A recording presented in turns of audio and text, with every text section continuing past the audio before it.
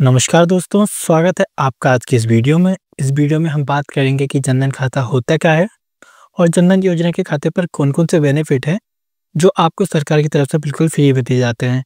और साथ ही आपको बताऊँगा कि आप जनधन अकाउंट कैसे ओपन कर सकते हैं। तो दोस्तों, आज का वीडियो आपके लिए बहुत ही काम का होने वाला है, तो वीडियो को पूरा ज़रूर देखिएगा। और अगर आप चैनल पर पहली बार आए हैं, तो चैनल को सब्सक्राइब ज़रूर कर लीजिएगा। सबसे पहले तो बात करते हैं कि जनधन योजना क्या है। जनधन योजना भारत सरकार द्वारा चलाई गई बैंकिंग की एक ऐसी योजना है जिसके तहत आप किसी भी बैंक में अपना एक जीरो बैलेंस अकाउंट ओपन करा सकते हैं। वैसे अगर आप किसी बैंक में जाते हैं और वहां पर अपना सेविंग अकाउंट ओपन कराते हैं, जैसे कि एक्सिस बैंक, आईसीआईसीआई बैंक या एचडीएफसी बैंक, तो वहां पर आपको अपने अकाउंट में कुछ ना कुछ इनिशियल फंडिंग करनी पड़ती है और आपको अपने अकाउंट में कुछ ना कुछ मिनिमम एवरेज बैलेंस रखना पड़ता है, चाहे वो 1000 हो, 2000 हो या 10,000 हो, क्योंकि हर बैंक अपने हिसाब से कुछ ना कुछ मिनिमम एवरेज बैलेंस रखवाती है। लेकिन अगर आपका खाता जनधन योजना के अंतर्गत खुल रहा है, तो किसी भी बैंक में आपको अपने इस अकाउंट में किसी भी प्रकार का कोई मिनिमम एवरेज बैलेंस नहीं रखना होता है और यह अकाउंट आप लगभग इंडिया के सभी बैंकों में ओपन करा सकते हैं। इस योजना का जो असली उद्देश्य है वो है ग्रामीण क्षेत्र के लोगों को बैंकिंग की सर्विस से जोड़ना, क्योंकि गाँव में बहुत सारे ऐसे लोग होते हैं जो अपने खाते में मिनिमम एवरेज बैलेंस नहीं रख पाते हैं। इसलिए वे अपना खाता खुलवाने में डरते हैं और अपना खाता किसी भी बैंक में नहीं खुलवाते हैं। इसलिए इस योजना को लॉन्च किया गया और इस योजना के अंतर्गत जीरो बैलेंस अकाउंट के साथ-साथ बहुत सारे बेनिफिट भी उनको दिए जाते हैं। और जनधन योजना का शुभारंभ हमारे देश के प्रधानमंत्री नरेंद्र मोदी जी द्वारा 15 अगस्त 2014 को किया गया था और साथ ही इस योजना को पूरे देश में लागू किया गया था।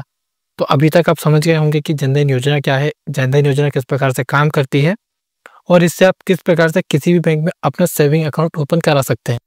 तो दोस्तों, सबसे पहले हम बात करते हैं इस योजना के अंतर्गत मिलने वाले कुछ बेनिफिट की। तो सबसे पहला बेनिफिट जो आपको यहाँ पर मिलता है वो है जीरो बैलेंस सेविंग अकाउंट। जैसा मैंने आपको पहले बताया था कि इस अकाउंट में आपको किसी भी प्रकार का कोई भी मिनिमम एवरेज बैलेंस नहीं रखना होता है।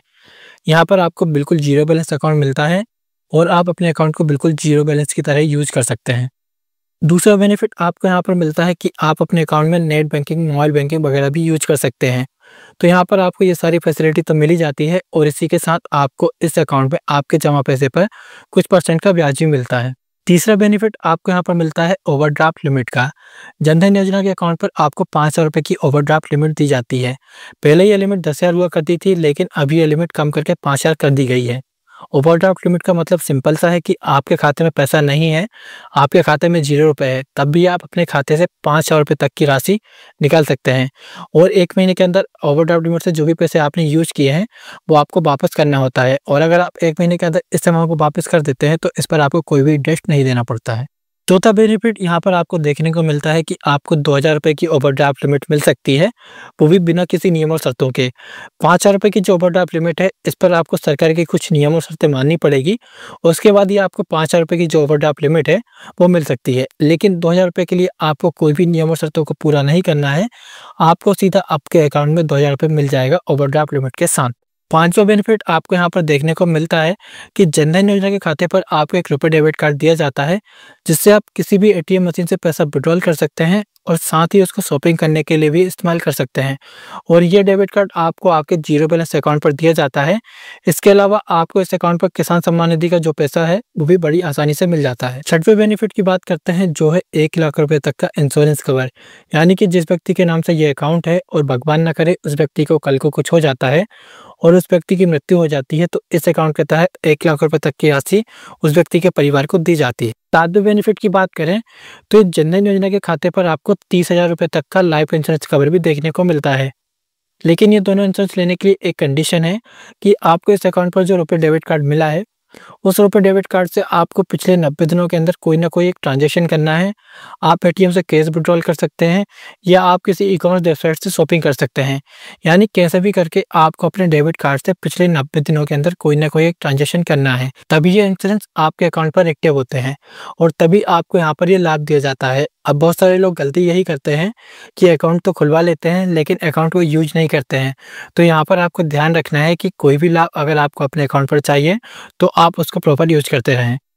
8वें बेनिफिट में आपको यहाँ पर सभी सरकारी योजनाओं का लाभ इस खाते में देखने को मिलेगा, क्योंकि ये खाता एक सरकारी योजना के अंतर्गत खुला खाता होता है। तो जो भी लाभ आपको सरकार द्वारा मिल रहे होते हैं, वो सारे के सारे लाभ आपको सीधे इसी खाते में दिए जाते हैं। और इस खाते का खुलवाने का मेन मकसद भी यही है कि सीधा पैसा गवर्नमेंट आपके खाते में भेज सके, क्योंकि जब ये खाते नहीं थे तो उससे पहले आपने देखा होगा कि क्या होता था, अगर गरीब व्यक्ति तक कोई लाभ पहुंचना है तो वो किसी नेता या किसी अधिकारी के द्वारा ही पहुंचाया जाता था। लेकिन गरीब व्यक्ति तक वो लाभ नहीं पहुंचता था, बीच में ही लोग उसको खा जाते थे।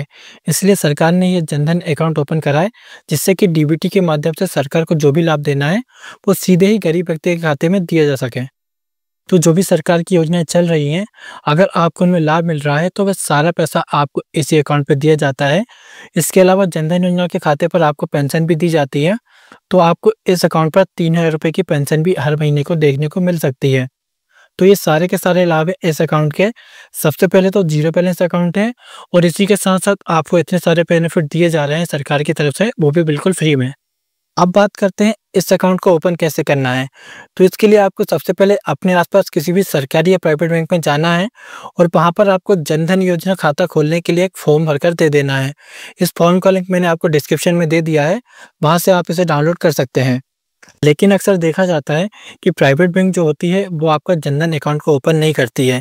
तो आपको किसी भी सरकारी बैंक में जाना होगा, और सरकारी बैंक के शाखा में भी आप जाएँगे तो कई बार देखा जाता है कि वहाँ पर भी आपका ये वाला अकाउंट ओपन नहीं होता है। क्योंकि इसके लिए हर बैंक ने अलग से अपने ग्राहक सेवा केंद्र भी ओपन कर रखे हैं, जिसको कि हम सीएसपी पॉइंट बोलते हैं। अब आप अपने आसपास देखेंगे तो आपको हर बैंक का एक सीएसपी पॉइंट मिल जाएगा, जैसे एसबीआई का, सेंट्रल बैंक का, बैंक ऑफ इंडिया का या बैंक ऑफ बड़ौदा का। तो आप अपने आसपास किसी भी सीएसपी पॉइंट पे जाएँगे तो वहाँ पर बिना बताए ही आपका जनधन वाला अकाउंट ओपन कर दिया जाएगा, क्योंकि उनके पास यही अकाउंट ओपन करने की अथॉरिटी होती है, और ये जीरो बैलेंस अकाउंट होता है, इस पर आपको कोई भी फंडिंग वगैरह नहीं करनी होती है। अकाउंट ओपन करने के लिए आपकी एज 18 प्लस होनी चाहिए, आप भारत के नागरिक होने चाहिए, और यहाँ पर एक माइनर व्यक्ति जिसकी एज 18 साल से कम है वो भी अपना अकाउंट ओपन करा सकता है। डॉक्यूमेंट में आपका पैन कार्ड और आधार कार्ड लगता है, और अगर आपके पास पैन कार्ड नहीं है तो आप विदाउट पैन भी अपना अकाउंट ओपन करा सकते हैं। अब बहुत सारे लोग बोलेंगे कि भाई हमको तो एक भी लाभ इस खाते पर नहीं मिला। तो यह बात आपकी बिल्कुल सही हो सकती है, क्योंकि देखो होता क्या है कि हमारे इंडिया में सरकार की तरफ से तो बहुत सारी योजना चलाई जाती हैं, लेकिन गरीब व्यक्ति को उस योजना का लाभ नहीं मिल पाता है। क्योंकि या तो बहुत सारे लोगों को इन योजनाओं के बारे में पता नहीं होता है, और अगर योजनाओं के बारे में पता है भी और अगर आप इन योजनाओं का लाभ लेने के लिए बैंक जाते भी हैं, तो बैंक वाले आपसे सही से बात नहीं करते हैं। हमारे देश में होता क्या है कि योजना सरकार द्वारा बस लॉन्च कर दी जाती है, और लोगों को बता दिया जाता है कि ये योजना मिल रही है। लेकिन रियलिटी में अगर आप देखेंगे तो भारत सरकार की जो भी योजना है, उनमें से लगभग 90% योजनाओं का लाभ गरीब व्यक्ति तक नहीं पहुँच पाता है। मैंने आपको इस खाते पर इतनी सारी योजनाएँ बताई, जो कि सरकार ने अपनी वेबसाइट पर लिख रखी है। आप हमें कमेंट करके बताइएगा कि आपको इनमें से किस योजना का लाभ मिलता है और किस योजना का लाभ नहीं मिलता है। तो दोस्तों, आज की इस वीडियो में सिर्फ इतना ही। जानकारी पसंद आई हो तो वीडियो को लाइक ज़रूर कर दीजिएगा, और वीडियो को लाइक करके चैनल को सब्सक्राइब ज़रूर कर दीजिएगा। तो मिलते हैं अगली वीडियो में, तब तक के लिए धन्यवाद।